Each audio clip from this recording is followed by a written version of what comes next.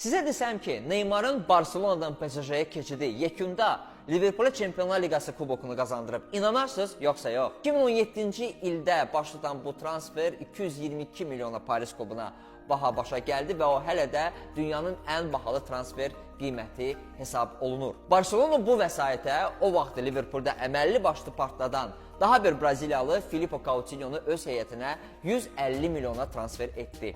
Təəssüf ki, bu transfer özünü doğrultmadı. Coutinho nəinki Neymarı əvəzləyə bilmədi, heç Liverpooldakı oyununun 50%-ni belə göstərə bilmirdi. Olduqca inamsız görünən Coutinho-nu Barcelona Bavariyaya icarəyə göndərdi və maraqlı məqam ondan ibarətdir ki, məhz Bavariyanın heyətində Filippo Coutinho treble imza atdı və bütün mümkün olan titulları əldə etdi və hətta Barcelonaya da qol vurmağı bacardı. Jürgen Klopp isə Coutinho'nun satışından əldə olunan vasitəni necə lazımdır istifadə etməyi bacardı. Qış transfer pəncərəsində komandaya qoşulan Alisson və Virgil van Dijk yekunda açar rolunu oynamağı bacardılar. Elə həmin il 2018-ci ilin Çempionlar Liqasının finalına vəsiqə qazanan Liverpool son oyunda yalnız Real Madridə məğlub oldu, lakin bu onların iradını, inamını sındırmadı və bir il sonra onlar çoxdan gözlədikləri 6-cı Çempionlar Liqası kubokunu başı üzərinə qaldıra bildilər. Beləliklə, Neymarın Barcelonadan PSG-yə keçidi yekunda Liverpoola Çempionlar Liqasını qazandıra bildi.